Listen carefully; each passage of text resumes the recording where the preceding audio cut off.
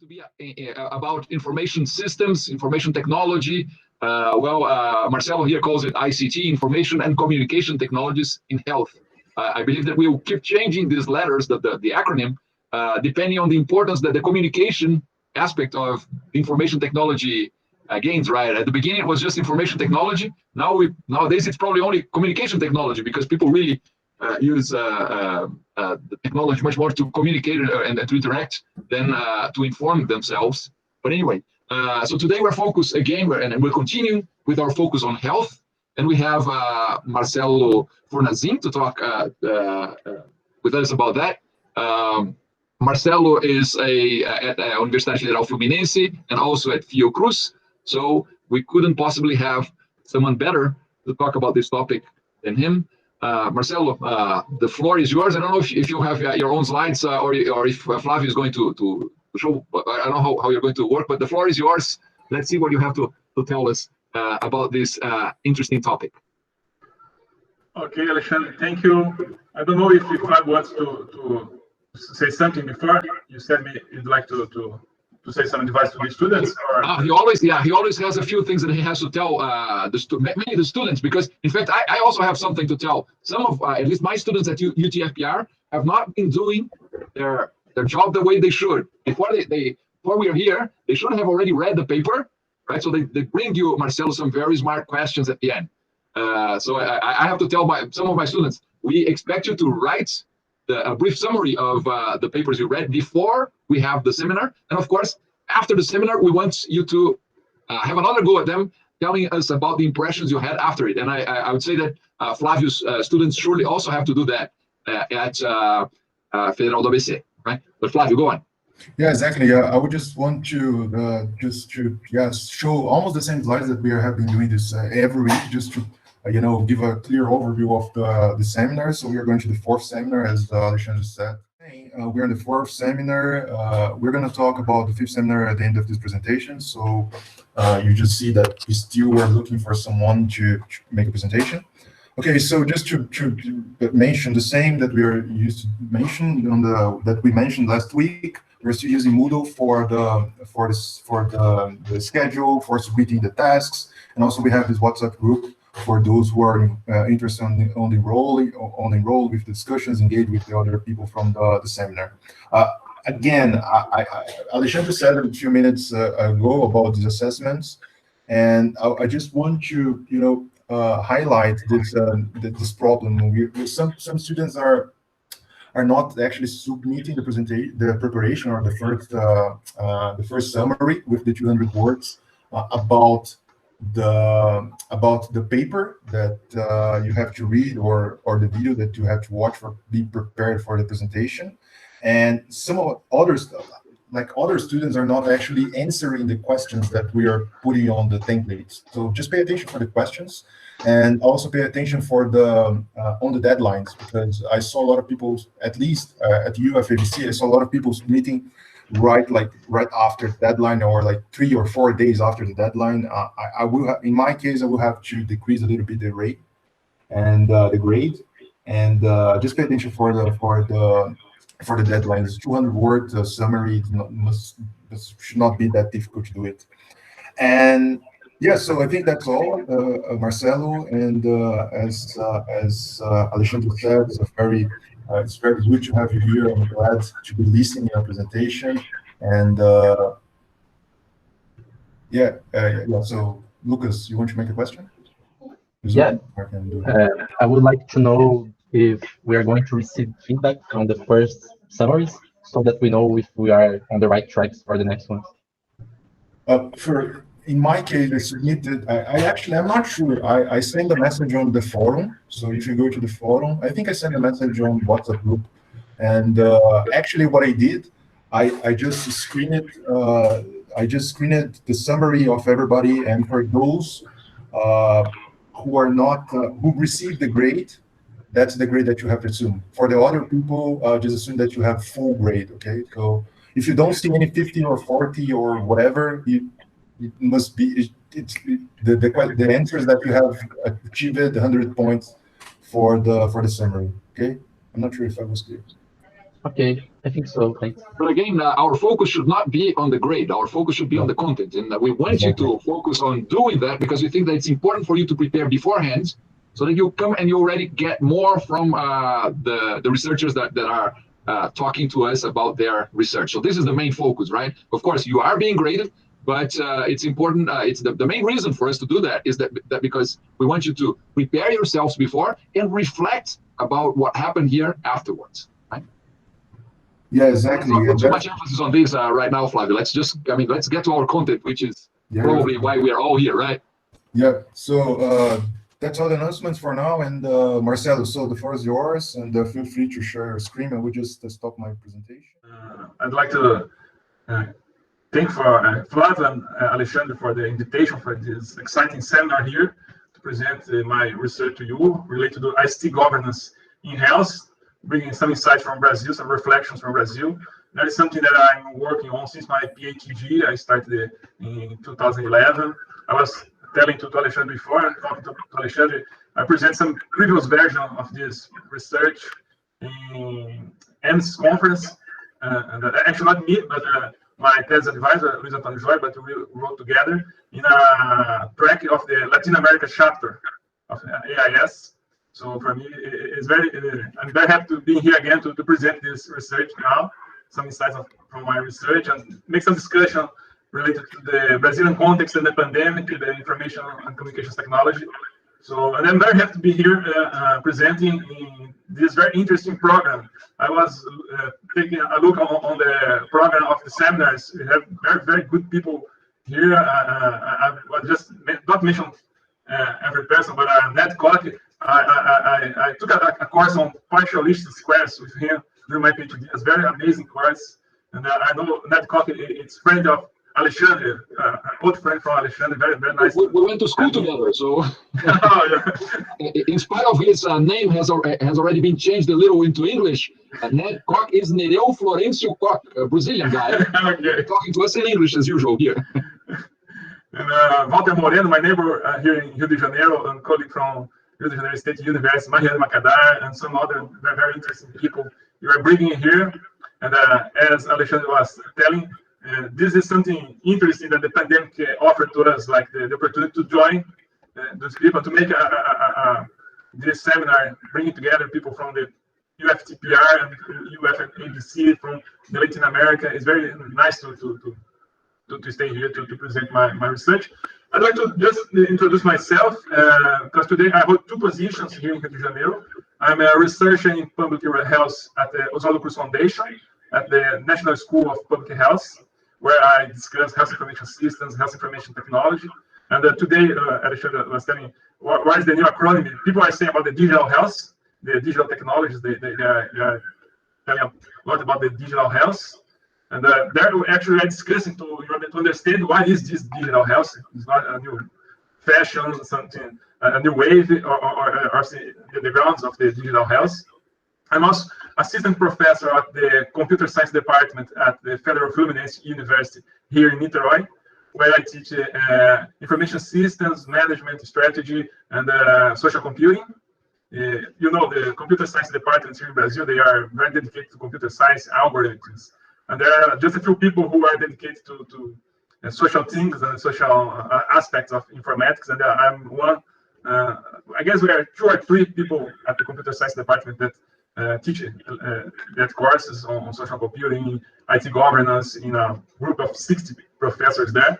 But it's something that I like so much because it connects me back to the business and management that I did during my PhD. And I also collaborate as fellow in 2 graduate programs here in Rio de Janeiro. One is the PPG-CI, that is the graduate program on information science. People that are library and archiving, they have this program. It's a partnership between IBIC and UFRJ, where I collaborate there with most of the sociological aspects of informatics and social computing, mapping controversies. And also in the graduate program at the Rio de Janeiro State Federal University, Unico, where I do the business and the information systems research there. I work there in there. So just to explain, okay, my slide here. Explain, like, I have a very interdisciplinary background. I started my career as studying computer science, and I did a master's in cryptography and computer science at the São Paulo State University. There I worked as project manager, and then 10 years ago I moved to Rio de Janeiro to work in the Ministry of Health as IT management specialist, where when I started to get in contact with health IT, the challenge here when I moved to Rio de Janeiro was to support the deployment of electronic health record in 6 major hospitals. It was about 16,000 people working in these 6 hospitals. So it was a very good experience. And I started there to do my PhD at the Getúlio Vargas Foundation in Business Administration. And there I specialized in the field of information systems and especially health information systems.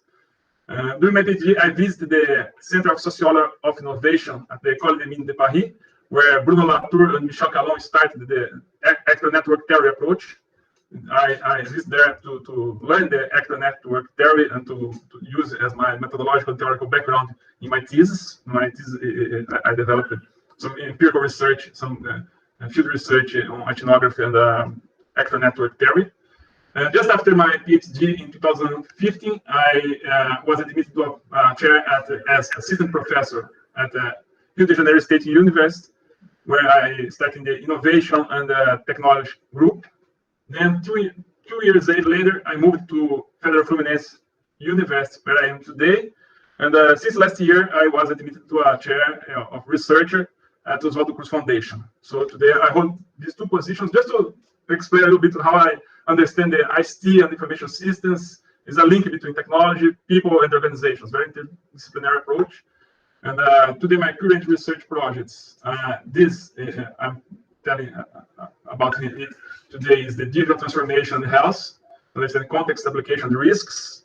I have some other projects. The Marielle Franco's Favelas Dictionary is a social computing project, but I work on a very big project coordinated by Sonia Fleury, political scientist at the Oswaldo Cruz Foundation, where we created a wiki to produce knowledge about favelas with people that live in favela and bringing together people and academics.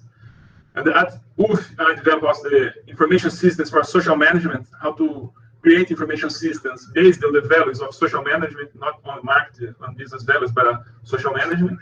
And then more sociological research that is mapping controversies, where I try to apply the actor network theory approach to map the controversy on science and technology that I do. So I mix all this knowledge, and we're telling about the UNPAD. I'm all the time trying to bring together UNPAD, SBC, the Brazilian Computing Society, the Public Health Society, the Abrasco. I'm moving between those places all the time.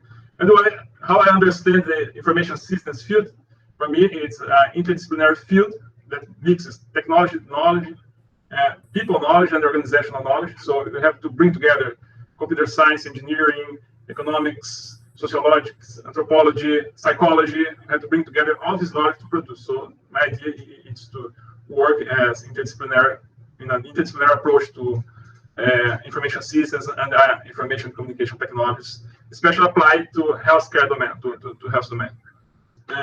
So the idea is to present in 3 parts the research here. First, I will introduce you about some health ICT in Brazil and some tendencies of health ICT. After, I'm going to present the theoretical model I developed to address the health ICT, and it's based. The second part is based on the paper I delivered to you to discuss. And then the third part, I try to make some reflections relating the ICT and the pandemic, the COVID-19 pandemic, especially addressing the Brazilian context. So we see today ICT is everywhere. The pandemic showed that very, very clearly. Today you're having a seminar, having classes, online classes. Having the financial system was already digitalized, but now it's changing with the fintechs and all. The electronic commerce, the entertainment, everything is going to change. And when you go to the healthcare, we see that started so long ago. It's more than 40 years. We see the first papers on health information systems and health. There was no health IT, but the idea of medical informatics are linked to the 50s. But since the 70s, we see a community growing on health information systems.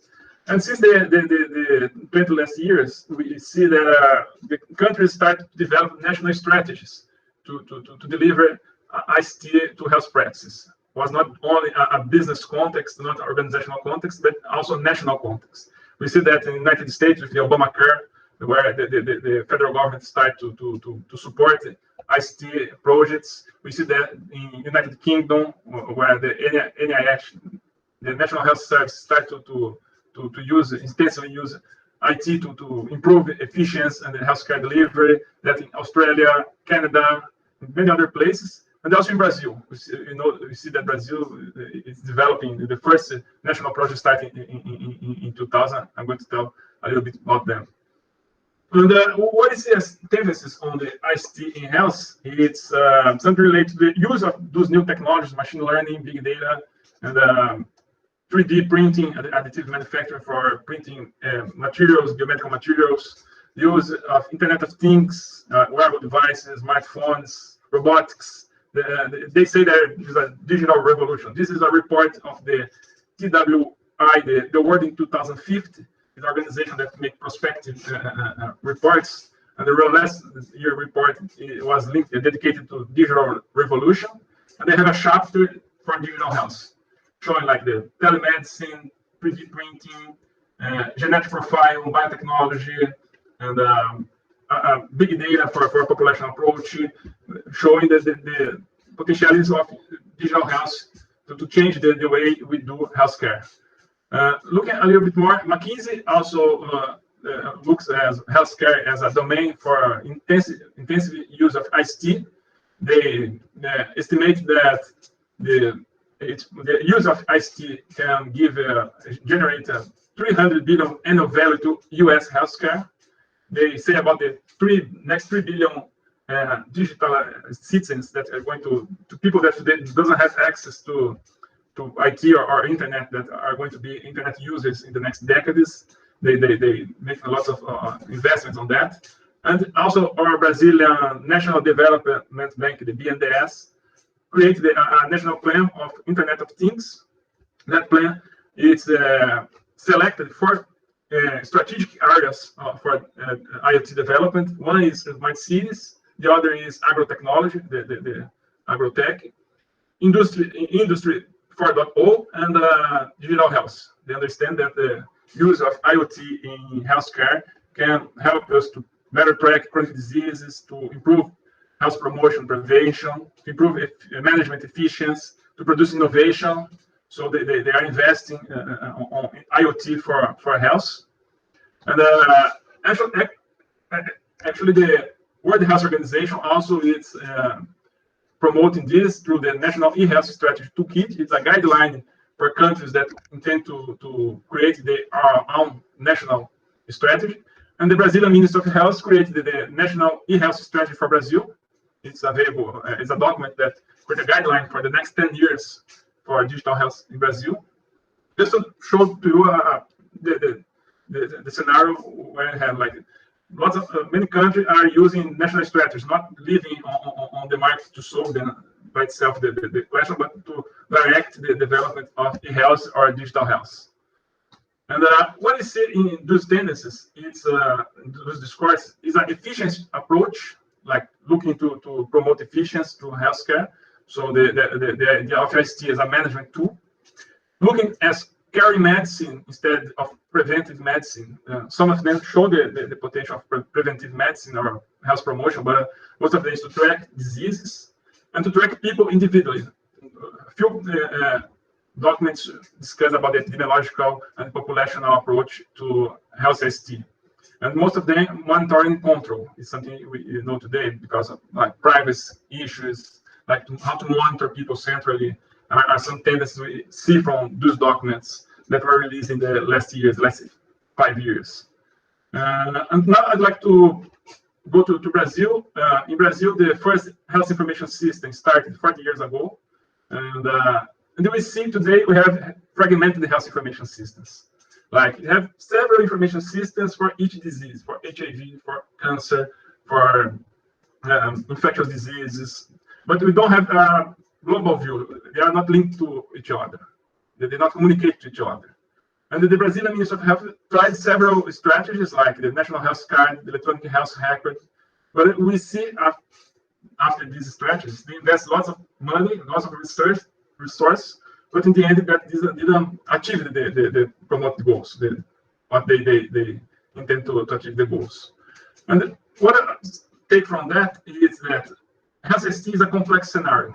You have to understand you have many actors with different interests involved in this scenario, and it's a long-term process, not something that you put some technology and is going to change everything. We have to align the interests of these different actors and to bring together to find a way to build something for 10 years, 20 years, and to bring piece by piece this path. Is how the other countries created it. So the idea here is to understand ICT governance in-house, to understand how those actors and how these interests are bring together, how to create some consensus to promote ICT development in healthcare. So I developed a theoretical model I'm going to present to you now. This model linked two areas of research. One is the ICT for development. That is something created more from European universities, European researchers that from the 80s start to understand how to create ICT to developing countries, how ICT could improve the developing countries' conditions, how to improve to avoid inequalities in developing countries. And those studies, they found that the question of healthcare is something socially embedded, as Crisanti said, that in order to develop health information systems, you have to understand the social context, the institutional context, in order to develop better information systems for healthcare. So just some concepts they developed. One is to understand how health information systems succeed or fail in developing countries. They create some categories to understand, like total failure, partial failure, sustainability failure, a system that works for some time, but after it does not work, or the scalability failure, a system that works in some place, you cannot replicate it to other places, you cannot scale that information systems.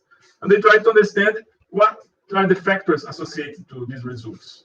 We have many studies developed by the group of Oslo, people from the Oslo, Norway, the Department of Informatics, Sandef Sahai, Ole Hanset, that try to understand. They have the Health Information Systems program, where they develop health information systems in more than 40 countries in Africa, Latin America, Southeast Asia.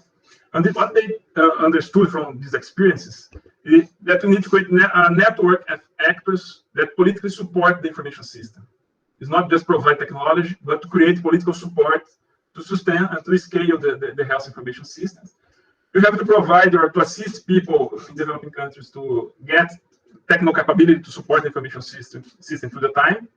And you have to think about standards, but not strict standards. You have to find flexible standards that work as attractors, that attract new actors and that can communicate information between different places and the different levels in developing countries.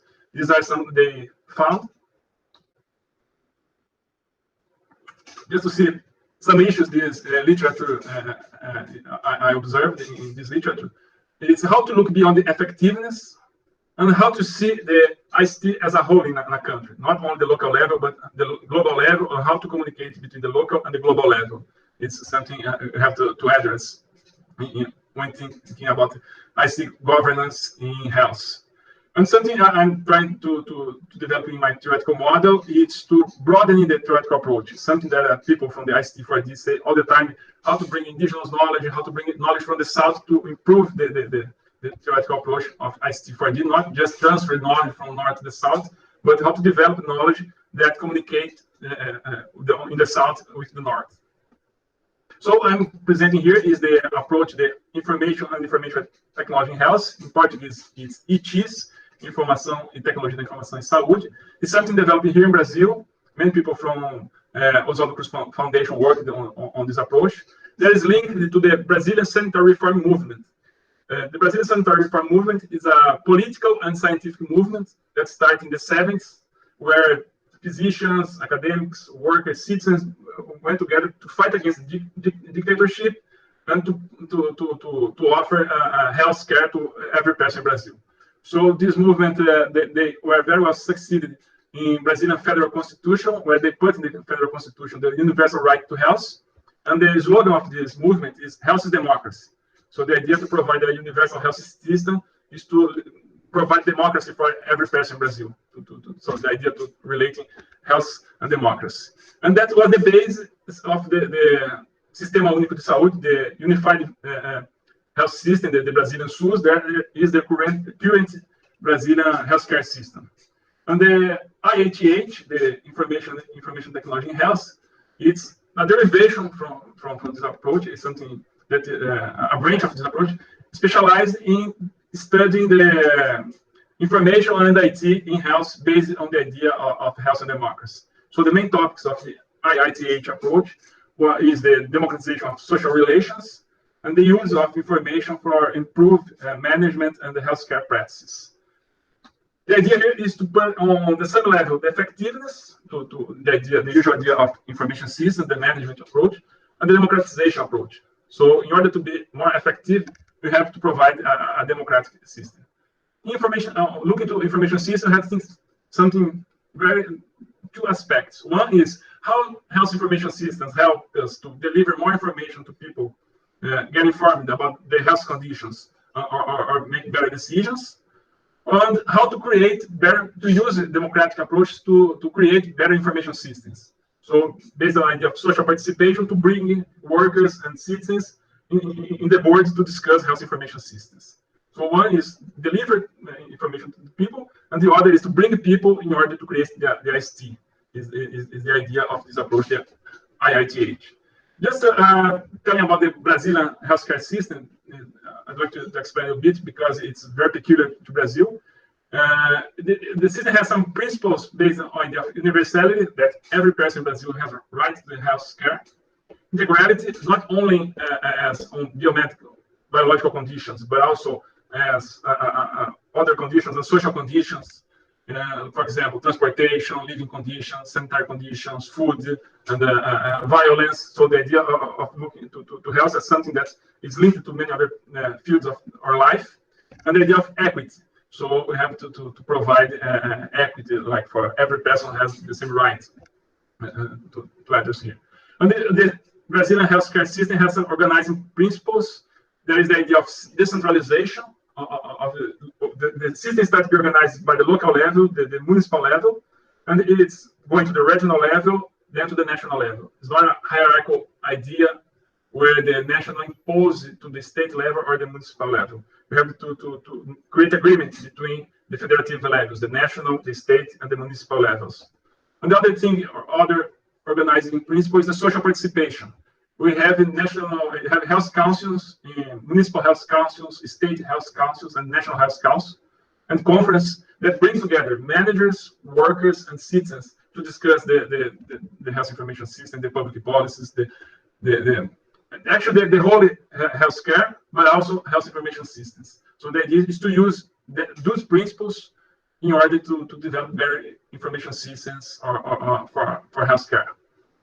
And the first thing this approach of IITH found is that the fragmentation of health information systems is linked not to technological problems, but also to the fragmentation of the Brazilian state. The Brazilian state is organized in a very fragmented way, ministries, departments that have very specific way to look to diseases. So the health information system reflect the organization of the Brazilian state. So we have to change the Brazilian state in order to change the information systems, not only change the technology. It's something socially constructed here, the question. So they started to develop some discussions regarding the democratization of health information systems. The idea is to understand that many people have interests, organized interests that influence the health information systems. And you have to put all these interests, together, and we use a political approach to find consensus to create some agreement between the different interests. So the idea of the IITH was to use a political approach to promote a better governance, creating a dialogue between the different actors where they can communicate and find consensus. And this was achieved by the National Policy on Information and Information Technology in Health, the PNIIS, that was approved in 2004 in in a national health conference that is the most important event for health planning in Brazil. And that created a legal framework, a long-term strategic vision for the upcoming years, and define responsibilities to the national level, state level, and municipal level, and also for private business and for citizens and workers, create a framework, a legal framework to conduct. The problem here is that only the political approach didn't work. Is in the end, what we got is that it was not operationalized. We have a very good document, but it was not transformed in healthcare initiatives. So this group started to develop more studies to understand that the question of health information systems is not only political, but it's an epistemological question. So they created the idea of the interfield of information and IT in health, to understand that you have to use an interdisciplinary approach to address the health information systems. So we have to bring together computer science, health science, epidemiologics, and medicine, other professionals, engineering, telecom. The infrastructure is necessary to provide a universal health system, and also social sciences to understand the political and economic aspects. The idea here is to understand the different knowledge that are linked to create a health information system. And the idea is to bring together, to create common ground to create health information systems. Then bring together these two approaches, the ICT4D and IITH. I start to develop a theoretical framework, and I understand health ICT as a public policy that has many aspects, actors, and artifacts. Have infrastructure, have to look to the system, standards, have to look for people capability, to look to information, how it's created and used, to the process and practice of healthcare. And in order to analyze this public policy, I developed 4 dimensions. One is democratization of health information system. The other is the effectiveness. The other one is sustainability, to how to not to bring IT, but how to sustain systems over time, to create historical series and to get historical information. And the other one is synergy or interoperability, or how to link the information, integrate information. And I try to understand those dimensions linked to some related factors. Most of them linked to the local context of health ICT.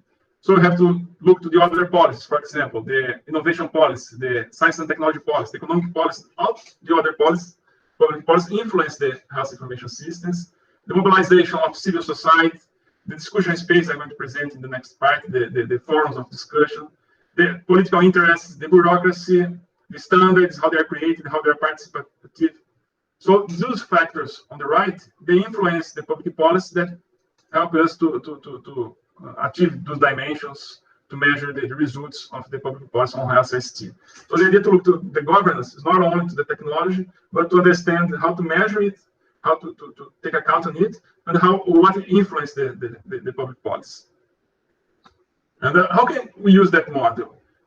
We can use it like as a guideline to go to the field to understand how information systems are being effective or democratic.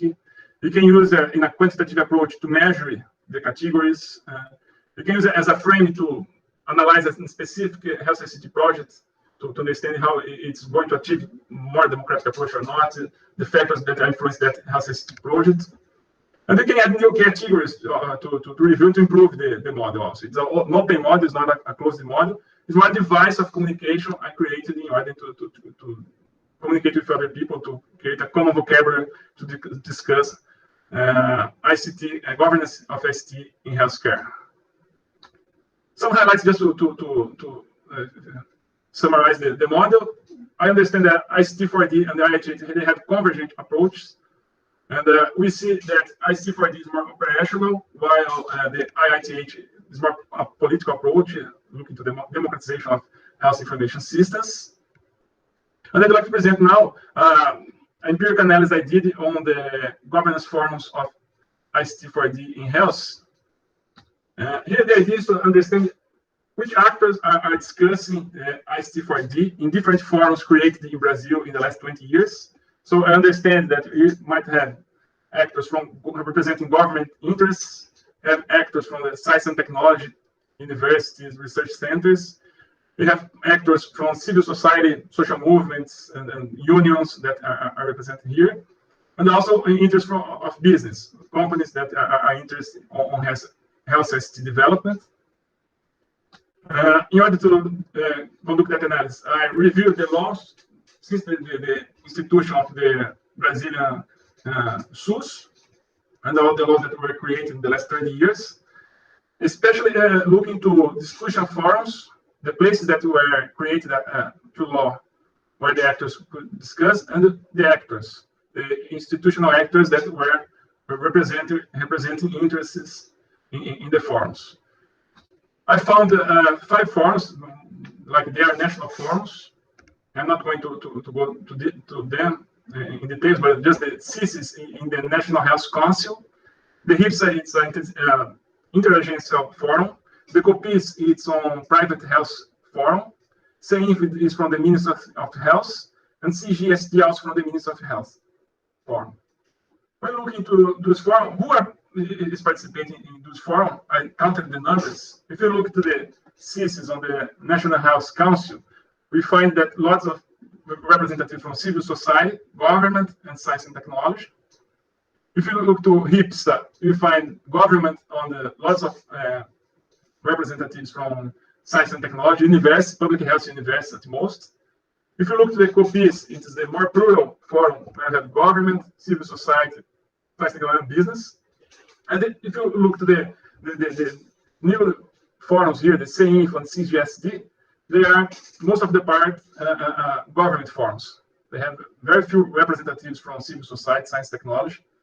And that explains what we are facing today. The health ICT discussion is detached from the interests of the Brazilian society. We understand that today the discussion forums, they have increased in the last 10 years. These 3 forums were created in the last 10 years. These 2 in the last 5 years, the last 2.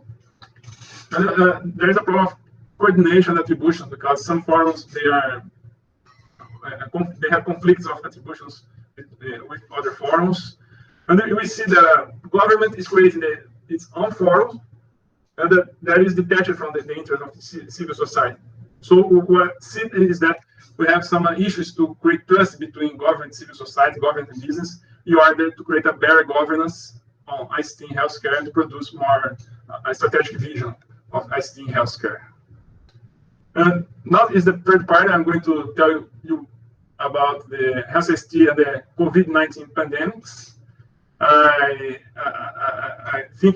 guess you have heard the news about the data blackout, where the dashboard of the Ministry of Health was down for 1 week and during the most critical time of the pandemic. And we see that is a very technological approach where they try to change the indicators and the measures, and that happened that in a time they put down the dashboard and create a new dashboard to develop that, generate very many reactions from the civil society. The Abraço, the Public Health Association Brazil, published a technical note criticizing the Ministry of Health in conduction of the use of information and data to fight the pandemic. We found also that the Ministry of Health started to review the national policies of information on the IT, and also the civil society criticized this idea of reviewing that public policy during the pandemic. And the Public Health Association also criticized. The Intervoz, it's a group of communicators, also criticized the idea, showing that the recent initiatives of the Ministry of Health on digital health were detached from the GDP law, the General Data Protection Law. They found many problems regarding to privacy and data protection. And what we see as good examples is that the places where they invest on local level, primary care, to track COVID-19 information, to test people and track COVID-19 information, they have a better response to the pandemic. We have some municipalities, for example, São Caetano, they have a very low rate of death of people deceased, because they start to track and bring people together to fight the pandemic. So instead of buying just respirators and to buying ICU bedrooms. They start to track people, isolate people, to test people, and to use information to track and isolate people. So what we saw from the recent experiences, they are very recent experience, is that the municipalities that start a very local approach linked to primary care, bring together the citizens to fight the pandemic. They had now they are in a better situation than municipalities or regions that did nothing and left people by themselves to fight the pandemic. So the idea is to test, get information to track, and to plan the strategy at local level. So the idea of ICT governance, you have to think about national governance, but this national governance has to be localized. You have to communicate local and national level to create that. So these are some insights from the primary care here in Brazil.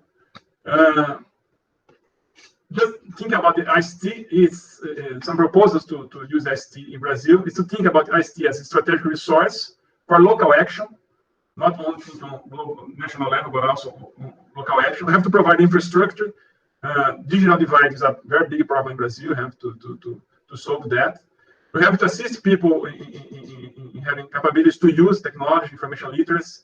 We have to think about governance. A governance that put together managers, workers, and citizens. ICT in health is not only a question of managing, it's also a question of social rights, human rights. And the idea is to use the principle of Brazilian SUS, the idea of universality, to promote digital inclusion, integrality to promote system integration, and privacy, protect people's privacy, and to use the idea of social participation, to improve systems and to improve literacy. Because we understand that once people start to discuss ICT, they start to understand more about ICT, and they are better informed users, they can make better decisions. And the idea here, looking to a public health system, is to use the idea of collaboration, sharing infrastructure between healthcare, education, social services, sharing software and service, sharing experience to promote a collaborative approach, not only an individual or organizational approach, but also a collaborative approach to take the opportunity to collaborate the whole country in producing knowledge and better ICT, better technology for health information. I'd like to finish just showing some research opportunities. I discussed my research. We have the Public Health Associations, the SEBS and the Abrasco, also the Business Management Association, the UNPAD, the Computer Science, Brazilian Computing Society, and especially the Information Systems Special Commission. The next month, we are going to have the Brazilian Information Systems Symposia that is being organized by Flávio. It's a very good opportunity to discuss research here in Brazil on information systems. And also the Association of the Social Studies of Science, the ASOCTBR. International forums, I'm discussing my research more on the ICT and global development from AIS. The Latin America chapter is also a good opportunity. I appreciate the invitation, and I hope to be back to the chapter to discuss more. And also the IFP, the Working Group 9.4, Social Implication of Computers in Developing Countries. They're going to develop to realize the worldwide conference, the international conference of the Working Group 9.4 in Lima, Peru next year in May. The call for papers is open by, I guess, January. So they are open for papers in Portuguese, Spanish, and English. That will be a very good opportunity to discuss health information systems and information systems in general, looking to the developing countries, like the perspective from developing countries. So I'd like to thank you for the opportunity to explain my research here, and I'm open to questions. Thank you. Thank you very much, Marcelo. While our students and other participants there are formulating their questions, I just have a first question for you. That is, of course, you talked a lot about actors during the whole presentation. You mentioned the fact that you went to France to study with some of those people that introduced the actor network theory, or I don't know if we should call it a theory, but the model to explain the way information systems are appropriated by people. But in your presentation, you talked a little, I think, less than I would even expect about why you chose actor network as your research approach. And considering that we have all these students who are, I mean, we have 60 something people with us right now. I would say at least half of them, probably more than half, are students who are thinking about which method they should use to discuss their research problem. So maybe you could tell us a little bit when you decided that actor network research, actor network, AC, how do you call it? Actor network theory, ACT, right? ANT.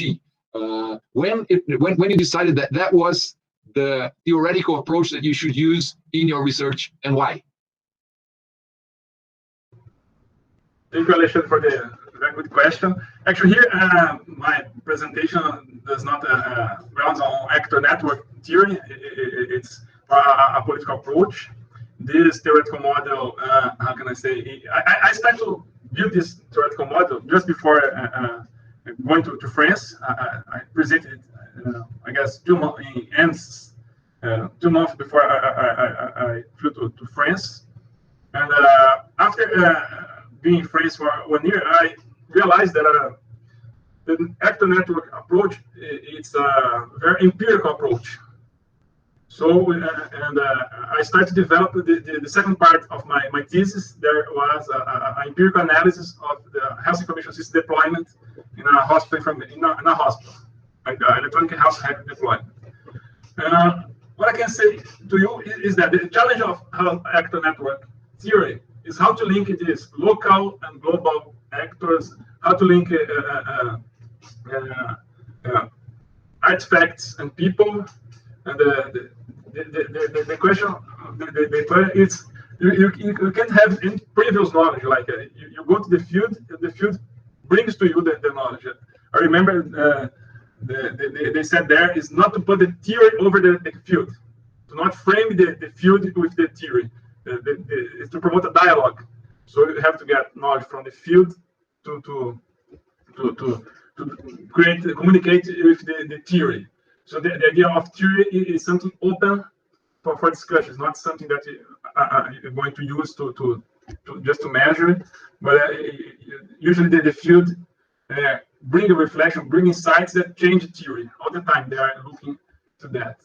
And what I would say about actor network theory here is that I wasn't able to do that in this analysis, but it's to follow the actors, not only make pictures of the actors as I did here, and to understand how they move between different forms and how they put interest on the technology, and how this technology describe interests that are going to enable or limit other actors' movements. I would say that it could be a very good way to think about. So if we go to my theoretical model, I'm going back here, is to understand how those actors here, like civil society, the politicians, the bureaucracies, how they inscribe visions of the world in infrastructure, in standards, in information systems that are going to constrain or to enable actions. And how those inscriptions are affecting these categories of democratization, effectiveness.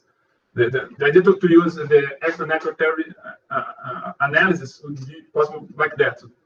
And when I say that this model is open, it's something inspired by the ANT approach, because it's a theory I created in some time, but it's open for changes. If you find new insights from the field, you can change the model. And actually, the actor network theory is something very, very interesting. I like so much to discuss this theory, but we have the challenge of how to get data through ethnographic investigations, and how to abstract those insights. Because Bruno Latour says you have just to describe it, never explain, just describe it. But when we go to computer science or business schools, we have to find a synthesis or something to summarize our analysis, not just describe it. This is something applied sciences, right? So we actually have to change whatever, or to change or to propose change to whatever we're studying. Yeah, because Bruno Latour is an anthropologist and a philosopher. So he's not caring about what's going to change, just describe. So what I try to do here is to work inspired by the actor network theory, but adapting it to reality, to our field, to bring. So actually, in this presentation, I did not enter in the ANT approach. I have a paper where I apply the actor network theory. It's on Revista de Administração de Empresas. I published the João Porto Albuquerque was the editor of my paper, where I described step by step how to conduct ANT research. But the hard part is we describe how to link with the categories. It's something hard. And here I opted to not go to this more empirical and to give you an overview of ICT governance. But what I would say about that is that to understand these factors, how they are inscribed visions on technology. Well, this technology is going to frame the future policies, the future actions. And they just to understand, like the technology is not something neutral. Today, people are saying about the bias on technology, but it's to understand, not only say, there is bias on technology. It is to understand how the bias is described on technology. The bias is in all the agents that are around there. Well, this was maybe a more philosophical question, and of course, for all of our students who are interested in Bruno Latour's theory, it may be a little dense, a little complex at first, mainly for those who come from more technical perspectives, but it may be one of the best theories to explain acceptance, adoption, and what we usually call appropriation of information systems by those agents that Marcelo was talking about. Some of our students have some more practical questions than those. The first one there is by Gilliard. Consider that the health minister proposed a project to create a unique data storage with a kind of timeline of each patient, and all hospitals in Brazil need to input data using the same system. Who would pay for it? The federal government? Can the cities and the states prohibit such projects? Yeah, actually, thanks for the very good question. Actually, the Brazilian Ministry of Health, they are promoting a project to create the RNDS, in Portuguese is the Rede Nacional de Dados em Saúde. It's a national network on health data. There is a big data for health information. And you see, like the Ministry of Health, it can propose something, but they need to reach agreements between state and municipalities. They have a place where they discuss, they create agreement, that is in Portuguese is CIT, a Comissão Intergestores de Partite, is the third-party commission, where the Ministry of Health and the representatives from state level and the municipal level sit in that commission, that board, to discuss and to create agreement between them. So in order to propose something for the whole country, the Ministry of Health has to pass through the CIT or through the National Health Council. For example, today they are discussing a review on the Brazilian, the national policy on information on the IT in health.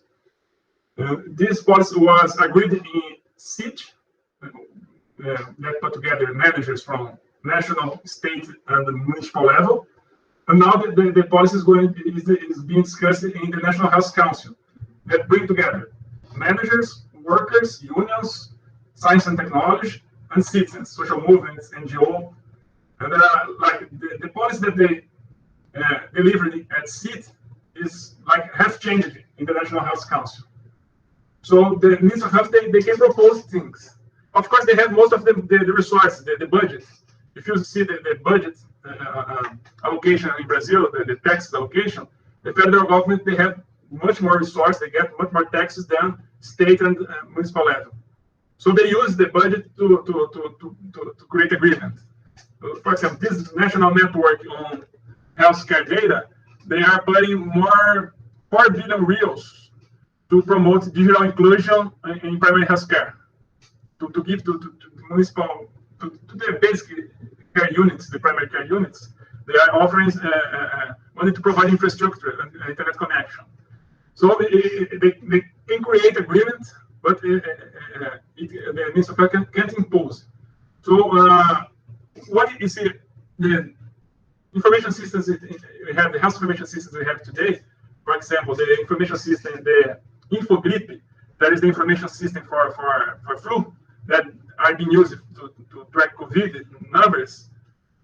This information system, we have this information running in every municipality in Brazil. They get the information, the COVID-19 information, send it to state level, they review on state level and send the information to national level. So we see those dashboards, the press dashboard, the Ministry of Health dashboard, all this dashboard, they get information of the same source.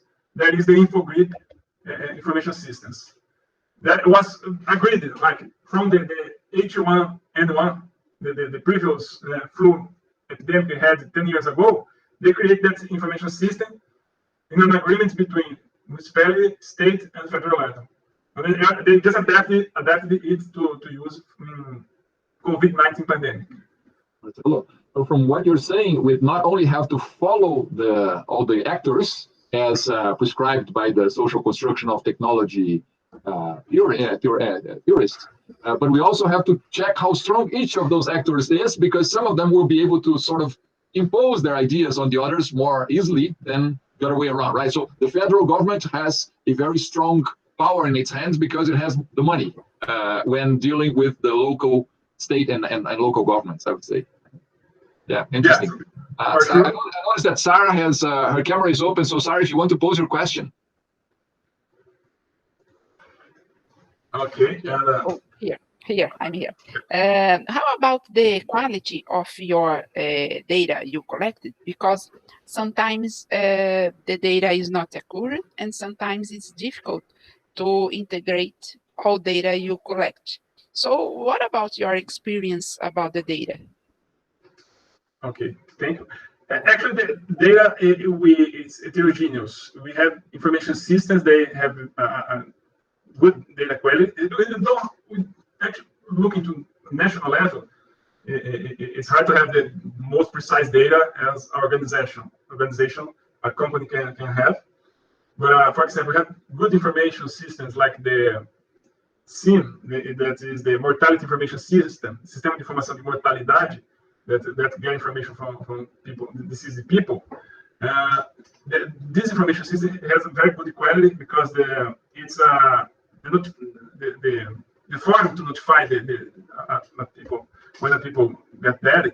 It's an obligation to register to get the death certificate for the people, the person.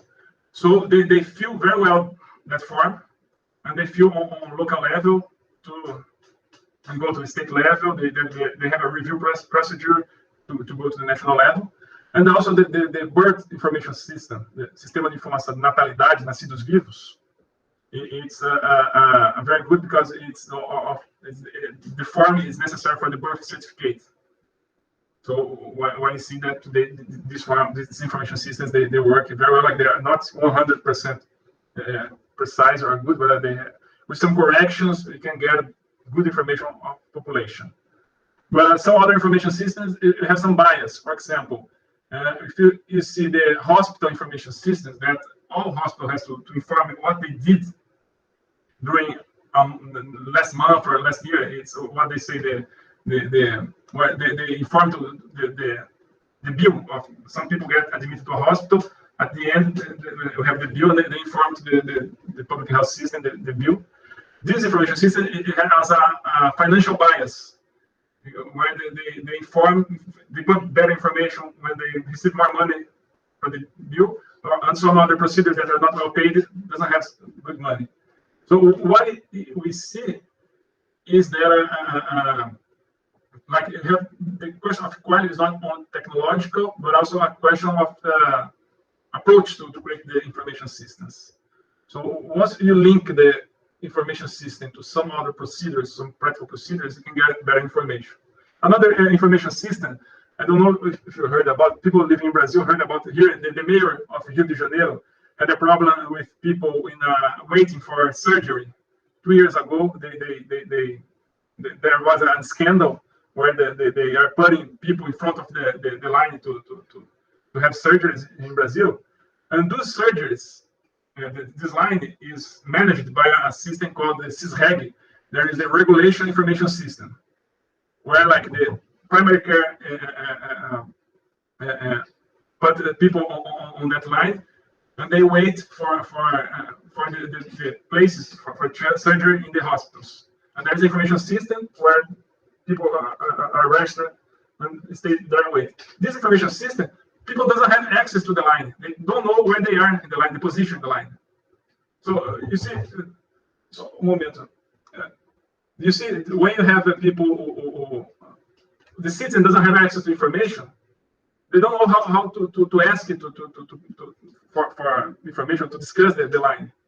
And we said, okay, an information system that was created in Brazilian health system that has the principle of social participation. How they put out the citizen on the system? You have to provide an access to the citizen so the citizen can ask the information, can have access, discuss, go to the local managers to ask about why they are not moving on the line, waiting for a surgery.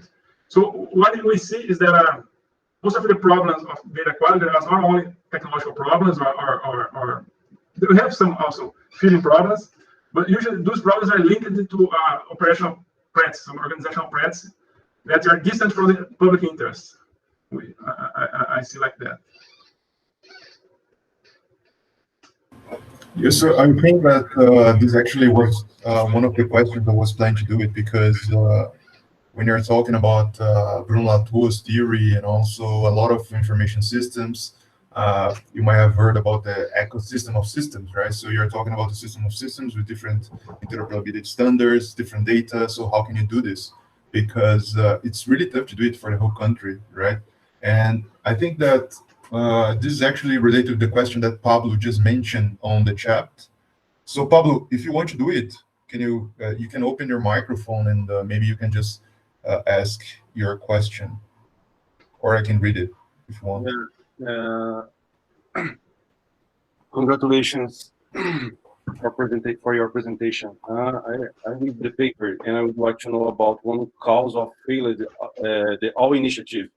The government tried to produce this information to get information around the country, because Brazil is a huge country. This is a continental, and we have a lot of problems of infrastructure and technologies. And because that, do you believe the states try to invest in this infrastructure only after this? Did you try to collect data in thinking about the LGBT or using systems to connect and get information? After that,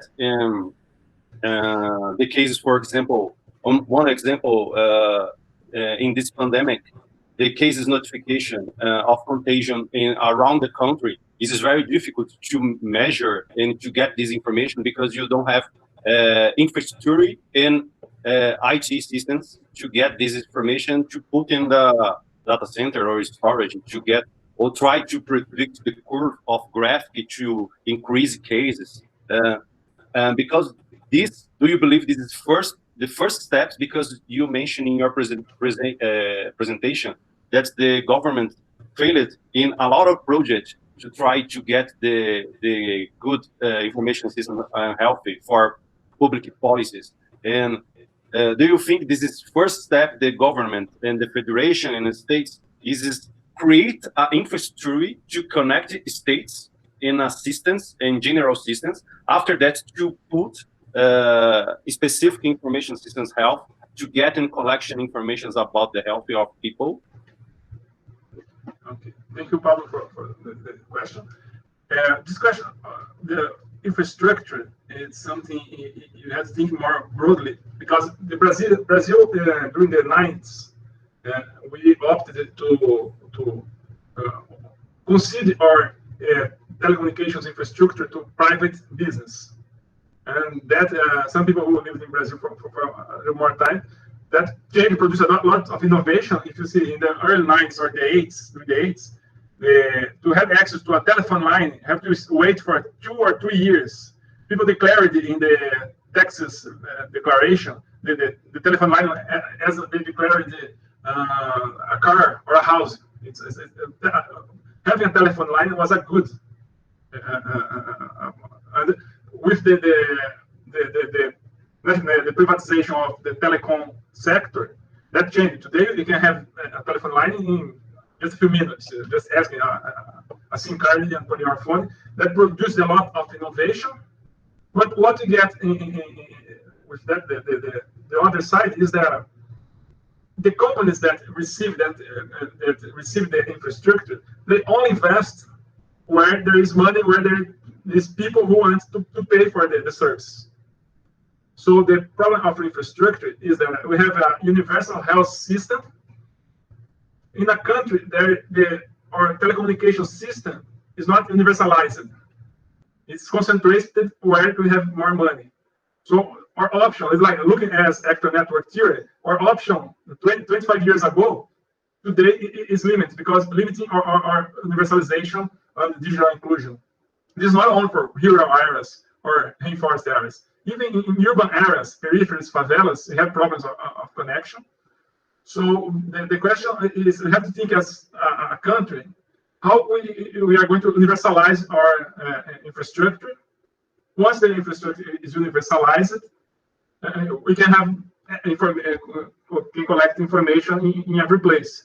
So it's something that like the Brazilian SUS, the health system, doesn't have the budget to provide connection for every place. It's so expensive to provide to maintain the connection. It's expensive, and also it's something related to economic and science and technology. Something like that.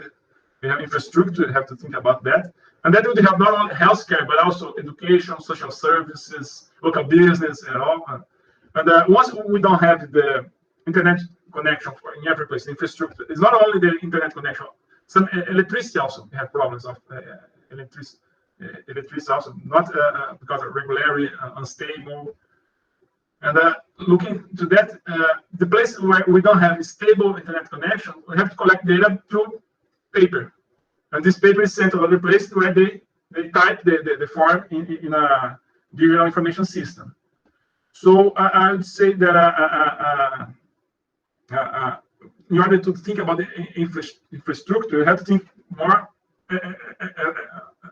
globally, looking to the country, because the option we made 25 years ago helped to improve a lot the system, with a lot of innovation. We are connected today doing this seminar online with many people from many places, but some part of the Brazilian population doesn't have access to that connection in a good quality and a low price to create that.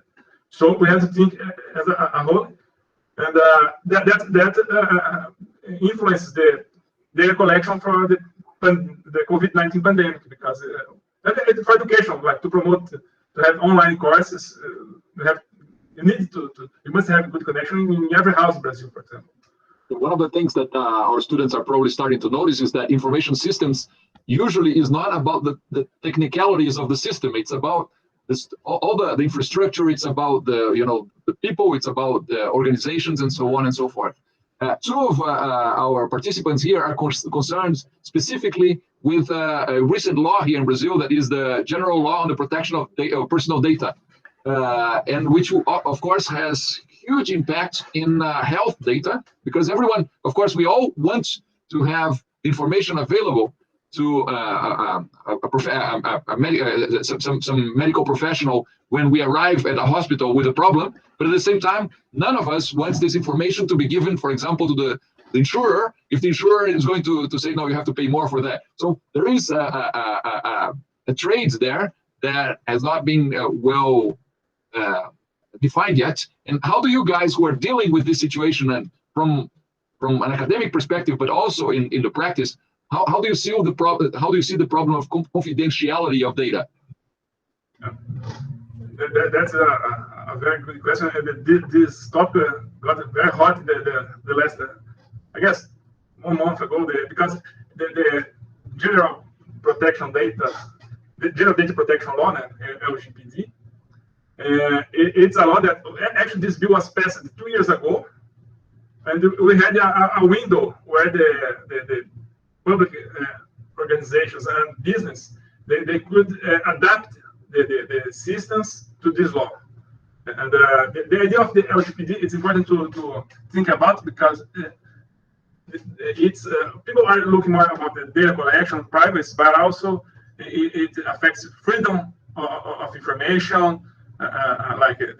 It's something that is not only data collection, but also privacy, freedom, lots of dimensions are involved. For us, we understand the law is something that is going to frame the following steps regarding health information systems. So when we look there are some visions of the word described on the information systems, actor network here.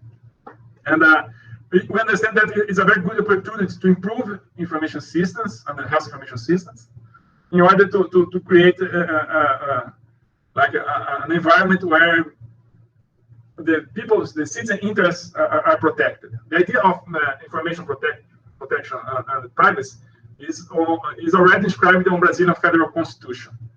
This law it's more recent because of the idea of the use of ICT today, that is getting information in a proportion, like in the big data, volume, velocity, and very big sets of information. But the idea of information protection and privacy, it's not recent. It's something that our Brazilian Federal Constitution, it's 30 years. Yes, we have in 1988 the Federal Constitution. I would say about this is the health data. It's called sensible data. It's very you have to have more treated with more security. It's not just personal data. That's sensitive. They call health data is something special in the law. So that affects lots of business and government information processing. And I would say, looking to the national information systems we have today, most of them already do something like that.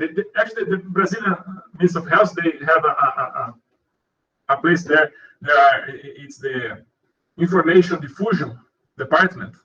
Actually, it's the coordination of information diffusion at the Informatics Department, Data SUS. That they already do anonymization of data. They already do most of the procedures of the LGPD. They are, for sure, they are going to adapt some parts, but they already do, like for 10 or 20 years ago, they start to provide, to offer anonymous information for health planning, research, decision-making in health. If you look to I can send you the link after to see the information they provide there. You might aggregate the information, not individual information, but aggregate the information for epidemiological studies. And we understand that this is an opportunity to process information with more security. Not only technical security, but social security, like something to use. And especially looking to research, we have some exceptions in the law that information used by press, research, and some other use, I guess, for counter-terrorist actions or some, is pretty different. So we have a special frame. The questions here, the LGPD, it affects a lot the business use. And the IITH, the Information Technology in Health, they understand information not only as a good that is traded, but also as a human right. So you have to think about privacy, use information as a human right, social right, not only as a good that's traded or collected and traded. So there are some researchers from Fiocruz, Bahia, that support the creation of the health section in the LGPD. So they observed that when creating that. And I see that it's going to change a lot how government and business collect and treat data. That will change how researchers create data. We as researchers, if we use personal data, we must explain how we're going to use the data. We have to create a plan for data collection, use, and discharge. We have to in your research plan, you have to produce that. And I don't know how it's going to be operationalized, because the Public Data Authority was not created yet. It's created in the paper, but it's not operational. But I think it's something that's going to be linked on research to the ethics committees on research ethics committees. I guess the Oswaldo Cruz Foundation, people from the research ethics committees, the commissions, they start to discuss how to incorporate in the research evaluation protocols the LGPD principles. Another question that somehow relates to that, Marcelo, is one by Francis, who asks if our current government, and I suppose it's the federal government, plans to create an information system to integrate public health information for the whole population. It's a very generic question. Yeah, actually, this is an open challenge today, because the first big project federal government created to integrate information was the National Health Card that started in 1998, more than 20 years ago, and they hired two international companies, the Prof and Diebold, to create the infrastructure, the devices, and to collect data, and to after that, we had, I guess, 3 or 4 projects to integrate public health information. But what I see is that they are very technological projects, and they are detached from the principle of SUS. They are not linked to universality. They are not linked to the social participation, to the equity. And we have to think about these principles in order to create our information system. And our health system, it says it's a federative health system where national, state, and local level, municipal level, they have to cooperate. And also managers, workers, and citizens, they have to cooperate. So the idea to integrate public health is to put all these people together to decide which information is strategic to be integrated, to create, that is the idea of governance. Not only think on information or IT or technology, but also think the technology and governance. Give a very good tip, the idea of ecosystems. To create an ecosystem, to think more on ecosystems instead of specific projects or specific initiatives. Is to create an ecosystem that might provide some integration on public information systems, public health information systems. And I see there's still a question here by Andrea, who's asks if you're familiarized with the NHS system in UK, which is supposedly one of the biggest IT failures ever, where some big companies were involved, huge amounts of money. UK is much smaller than Brazil, but do you think that we may commit the same sort of mistakes as they did with patient records, rush decisions, and such?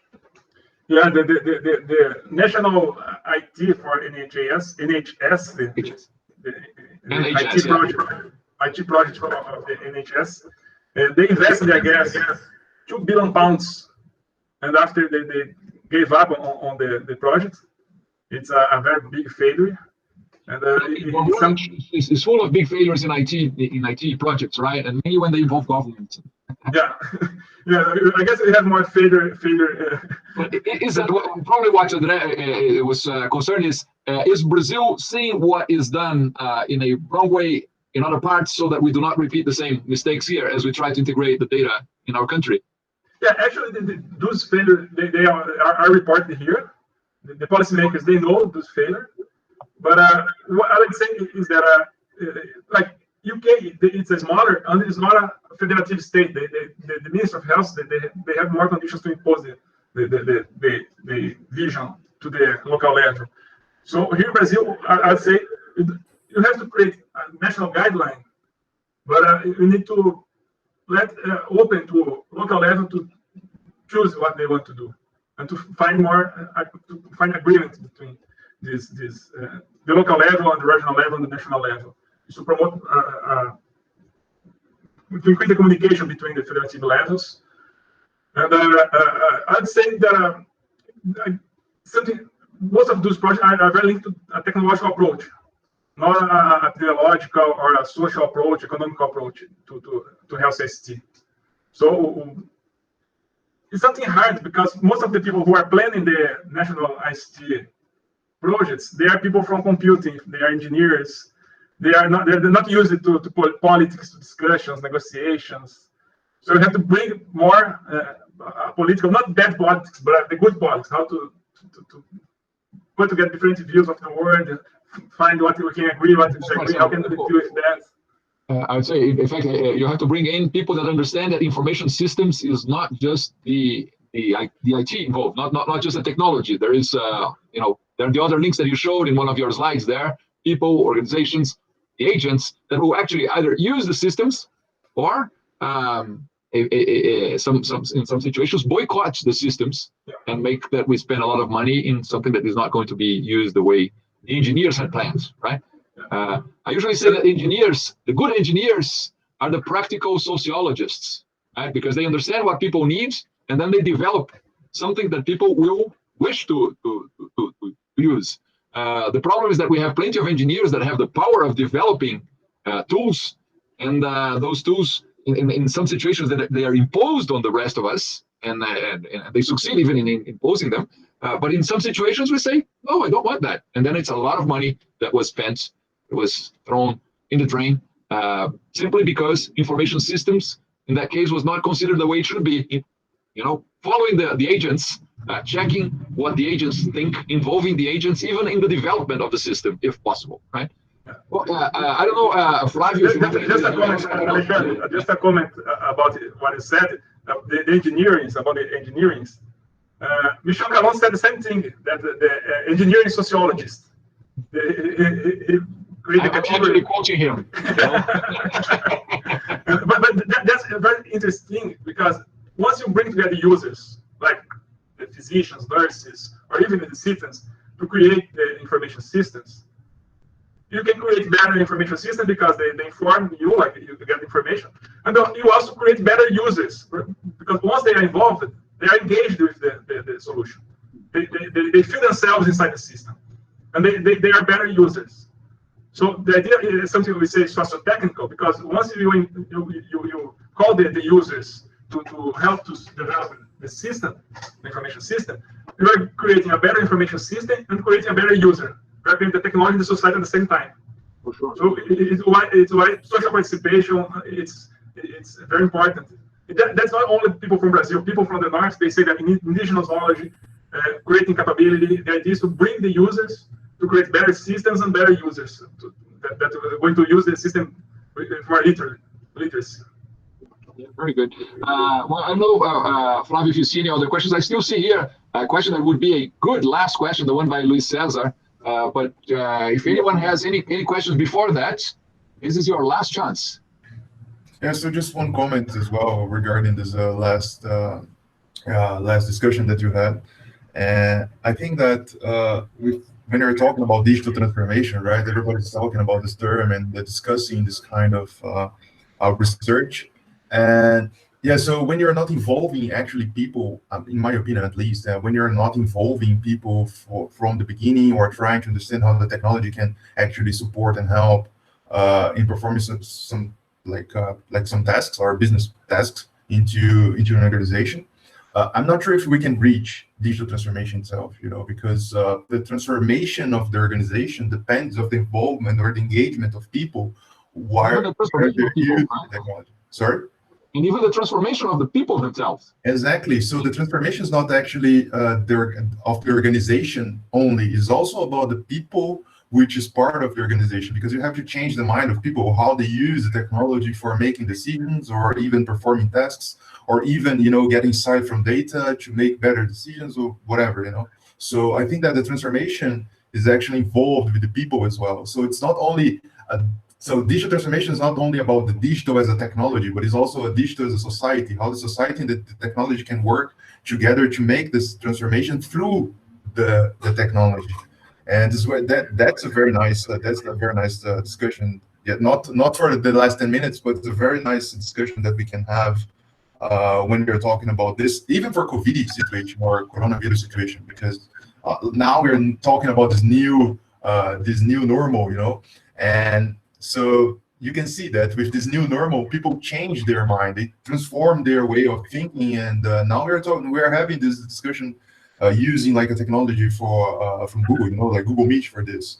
But we transform our lines of thinking. Now we are thinking how we can make a better use of this technology for giving classes, for spreading the knowledge, for spreading the experience with different people from UFABC, from UTFPR, from Mexico, from Peru, Panama, or whatever, you know. So right, all those people that are watching us. Exactly. So that's a very nice stuff. That's a very nice stuff.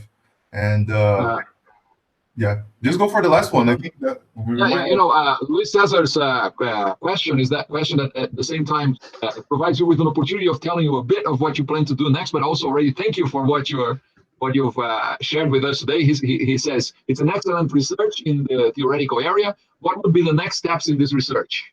Where are you going from here? Actually, after my PhD, I moved from some institutions. Oswaldo Cruz Foundation is my third institution.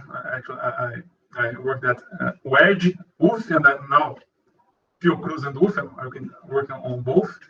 So when I moved from one institution to the other, I have to leave back my research projects. It's something hard because you start to work, you get the students, you start and they have to move. You have the scholarships. Right? You have to align your interests to the interests of the organization where you are working. Yeah. And since I'm at Oswaldo Cruz Foundation, I started a research project that is the digital transformation, context, application, risks. And the idea here is to understand the implications of digital health to the Brazilian health system. So how digital health is changing the work in health, like the telemedicine is going to change the work. The organization of the Brazilian SUS, the idea of regionalization on the primary care, for example.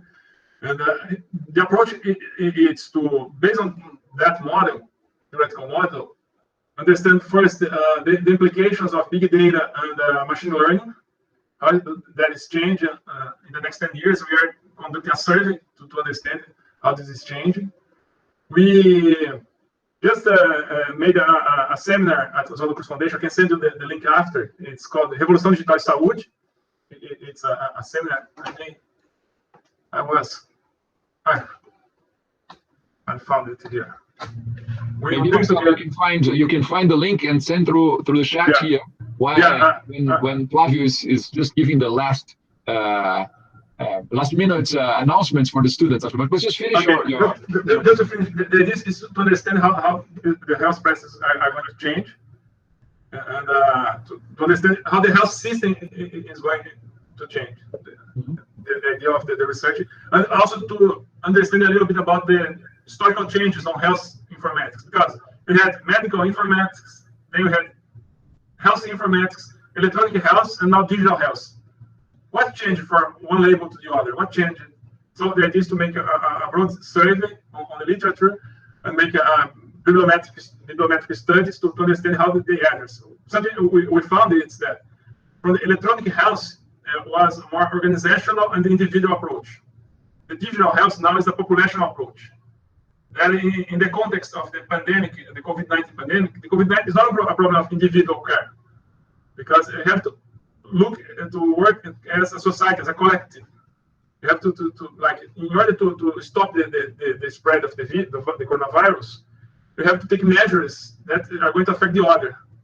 So it's not only look to individual clinical situations, because if you go to intensive care unit, the ICU, and have a respirator, you can be saved.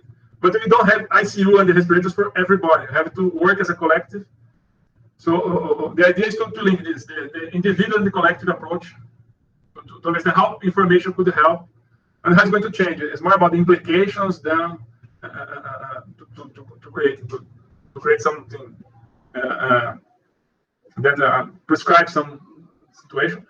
But to understand how it's going, things are changing with the digital transformation, to understand how can you use better this digital transformation to the Brazilian context, not just import the digital transformation from other contexts of Brazil. that would be something like that, I'd say in summary. Nice, great. Yeah, okay, I think we should go. We are a little bit past on time, so I think I would just go for the last presentation, for the last slides. And before that, I think... Before that, let's thank Marcelo here. Yeah. Real claps, and I don't know if I can find where those virtual claps are also. We can also shoot them there. Exactly. Thank you for your time, and thank you for the very good questions.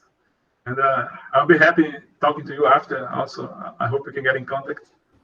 And congratulations for Flávio and Alexandre for the very interesting program that you are creating here, the initiative. It's very, very good to see these discussions and these people together in this seminar series. There's a very good. Thank you. So don't forget leaving your email address and the link to the seminar, to the event that you told us about there in our chat, while Flávio goes through our last minute announcements here. Yeah, so again, thank you very much, Marcelo, for the great presentation. I think that it was a very good discussion as well after the presentation itself. And yeah, so just going again for the assessments. We have been talking this for a long time, and we presented this several times before. But it's also really good to highlight this, because I'm not sure if everybody saw, but I think one of the students has mentioned that they didn't actually submit the summary, and the summary was actually saved as a draft. And you have to pay attention when you're doing the submissions, and so just be careful when you're doing the submissions. Actually confirm if you actually submitted the document itself. And apart from that, we can just mention again the questions. Okay, so I think that you should pay attention for the questions that we put on the templates, and then try to address these questions while you're writing your summary. Okay. I was thinking that we can do a photo time. So maybe we can just open the camera of everybody, and we can have the photo, or how does it sound? Or good. Let's do it. We still have. That's it. Now we're going to know who's not wearing their pajamas. There are people that haven't taken their pajamas out yet from yesterday. Like in these pandemic times. I would just stop the presentation, because so this way we can have the whole stuff here. So let me stop the presentation. We'll see. Half the people have gone already, but at least we have the serious ones that stay until the last minute. Exactly. So now it's the time that you can open your camera. Okay. No, this is a good time for opening the camera if the technology allows. All right. And smile.